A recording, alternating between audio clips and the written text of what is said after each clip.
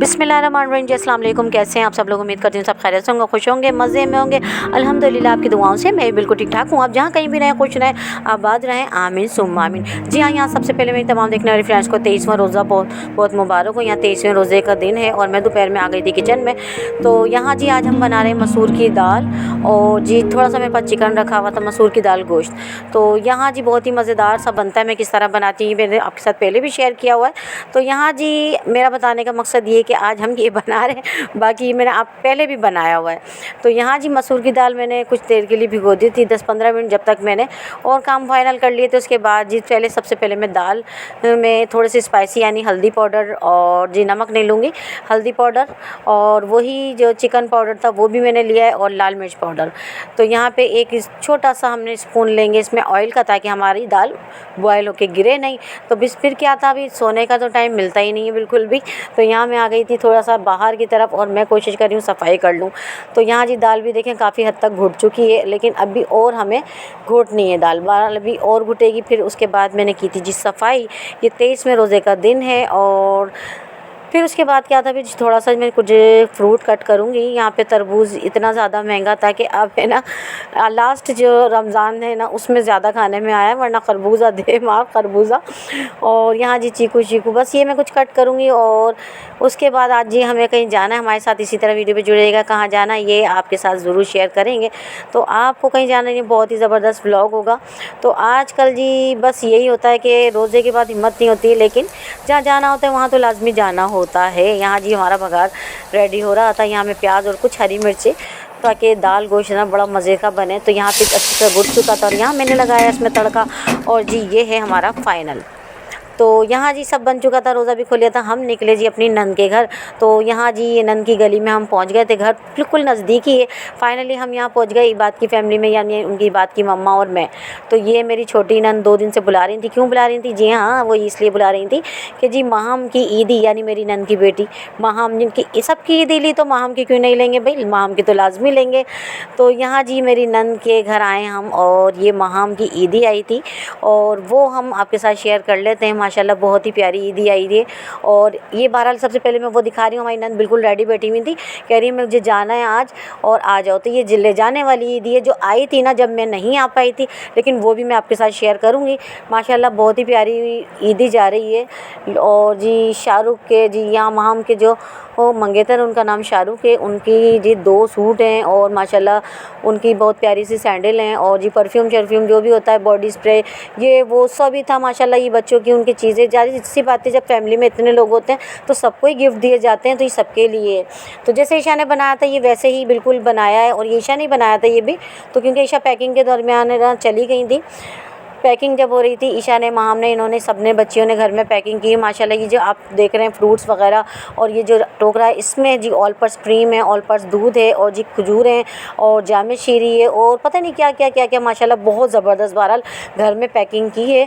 और हमारी बच्चियाँ बड़ी जी एक्सपर्ट हैं इन कामों में, बाहर से नहीं, हम जी घर में ही पैकिंग इतनी प्यारी करते हैं। ये तो बहरहाल डब्बे बाहर से लिए हैं, लेकिन ये कि बहुत प्यारी माशाल्लाह पैकिंग थी और हर चीज़ ही थी शाहरुख की जी, यानी माहम के मंगेतर की। तो ये मेरी जी नंद है।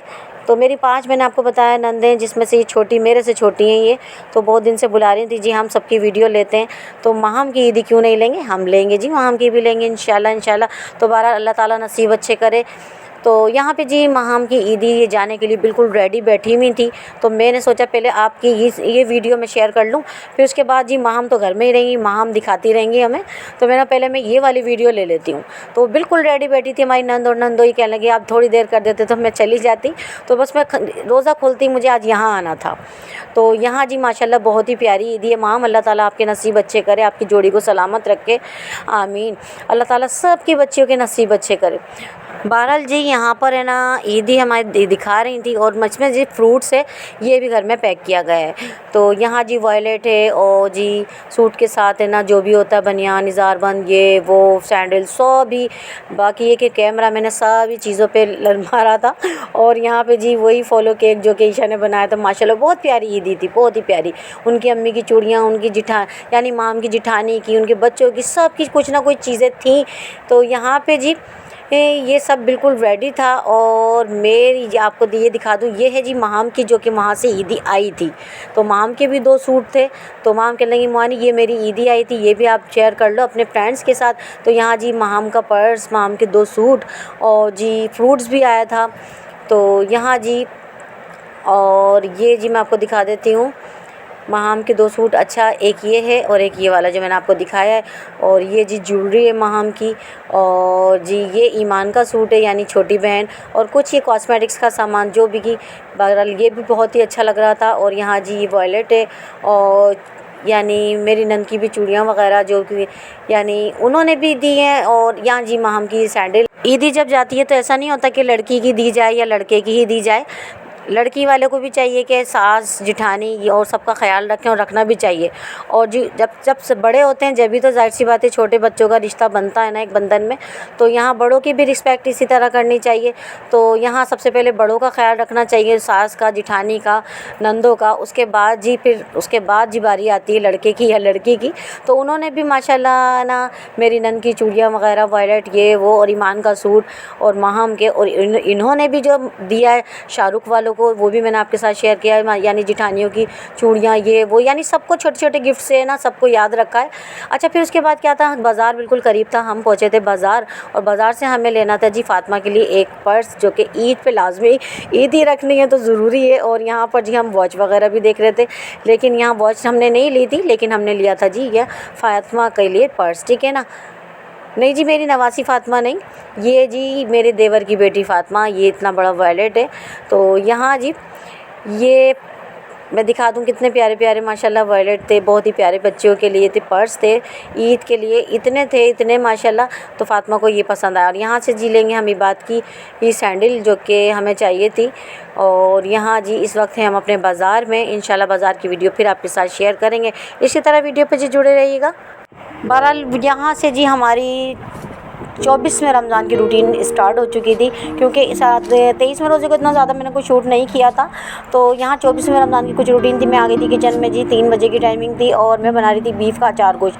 अच्छा, जब भी आप बीफ में अचार गोश्त या कुछ भी बनाएं, कढ़ाई बनाएं कुछ भी, तो गोश्त ना इस टाइप का लिया करें, बहुत टेस्टी बनता है, थोड़ा सा चिकना है ना।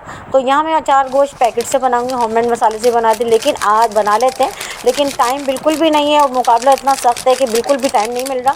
तो यहाँ जी बनाने वाला काम होता है, लेकिन पैकेट से भी मज़ेदार बनता है और होममेड मसाले से भी बहुत ज़बरदस्त बनता है। तो वो रेसिपी भी मैंने आपके साथ शेयर की हुई है, आप जाके विज़िट कीजिएगा हमारे चैनल का।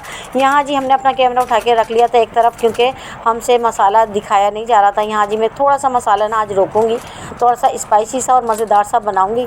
ये जी मैंने रोका है हरी मिर्चों के लिए। बहरहाल यहाँ बिल्कुल बारीकी से कट किए में मैंने टमाटर और थोड़ा सा दही लिया था मैंने कुछ।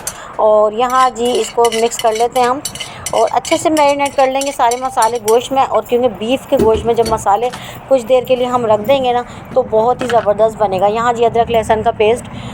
तो ये 24वें रमज़ान की कुछ रूटीन थी, हमने सोचा आज ही आपके साथ शेयर कर लेते हैं, क्योंकि ना मैं एक साथ आपके साथ चल ही नहीं पा रही, मैं बहुत पीछे रह जाती हूँ। क्योंकि अभी रमज़ान का ज़ाहिर सी बात है ऐसा महीना है कि और भी इतने ज़्यादा काम होते हैं, बाज़ार जाना, यहाँ ये वो।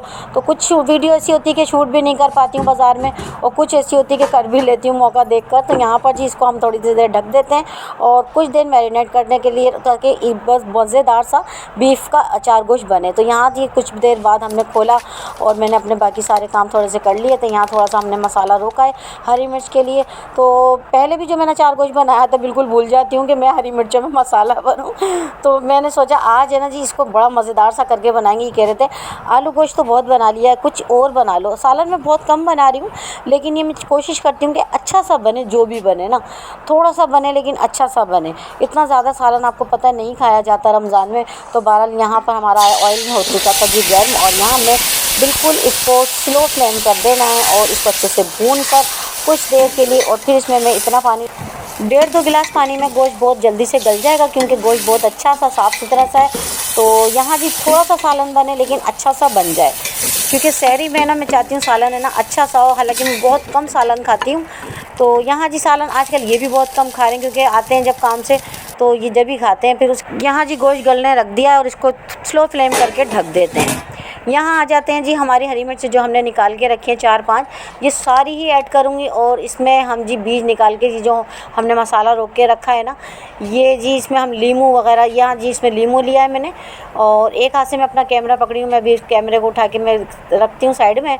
और फिर ये हरी मिर्चें जी सारे बीज वगैरह निकाल के फिर मैं इसको मसाले को भरूँगी, ताकि मसाले में ना भरे जाएंगी ना, तो ये कि मुझे बहुत मज़ेदार लगती हैं पराठे के साथ ये वाली मिर्चें ना।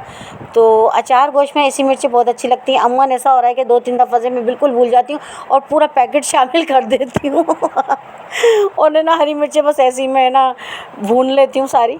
तो आज मैंने ना याद से मैंने सोचा कि मसाले को रोक के रखना है ना, और इसको इस तरह से ऐड करूँगी, क्योंकि इसी तरह से डलता है इसमें ये लीमू वगैरह से है ना, बड़ा टेस्ट अच्छा आता है हरी मिर्चों में।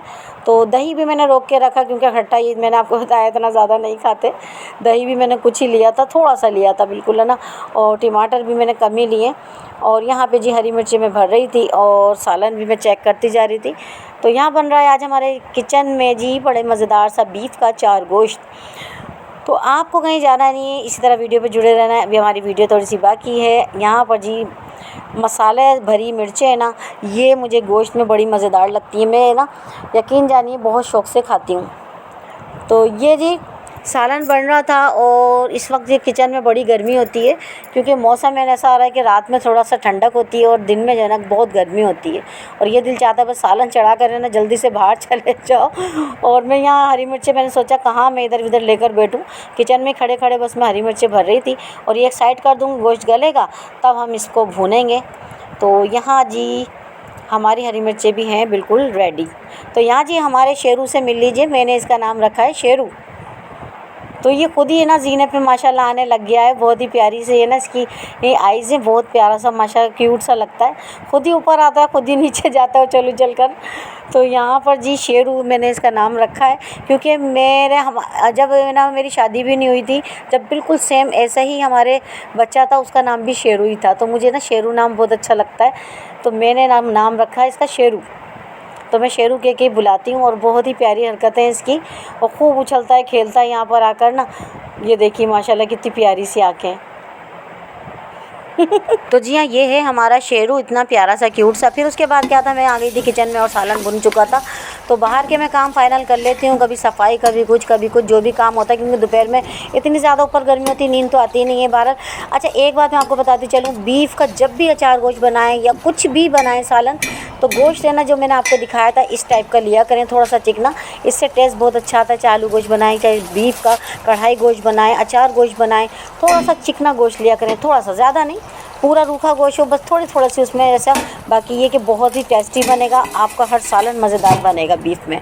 तो बहरहाल यहाँ जी इसको ढक देते हैं, कुछ देर हरी मिर्चों में दम लगाया। यहाँ जी हमारा अचार गोश्त है रेडी। ये था जी 24वें रमज़ान जो कि हमने अचार गोश्त बनाया था। आज की रूटीन कुछ यही थी। तो यहाँ जी हमारा सालन हो गया फ़ाइनल। आज का ब्लॉग आपको कैसा लगा मुझे कमेंट सेक्शन में ज़रूर बताइएगा। दुआ में याद रखिएगा। अल्लाह हाफ़िज़।